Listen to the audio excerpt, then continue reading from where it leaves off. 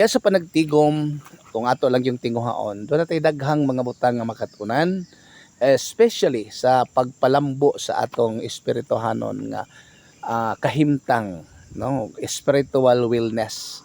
So sa mga lectures, sa mga wali, doon na tayo makatunan dyan. Nabisan pa og kanang ingon nato, doon na tayo kahibalo. Kinahanglan natong makatunan ang pagpaubos na willing gid ta magpatudlo, no? Di gid nato kalimtan na nga kinahanglan gid ta mahimong kanunay nga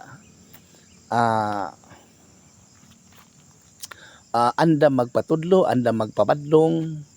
Nya dili na mahimo nato kung dili ta kabalo magpaubos sa tong kaugalingon. So regardless kung unsa man ang imong naabot sa secular education, ang mahinungdanon dinhi sa spiritual, kitang tanan willing magpatudlo sa bag-ong mga butang ipadayag sa Dios sa iyang mga leader. So dalaygon kayo ang Ginoo, padayon ta sa pag-alagad nga may kalipay, may kadasig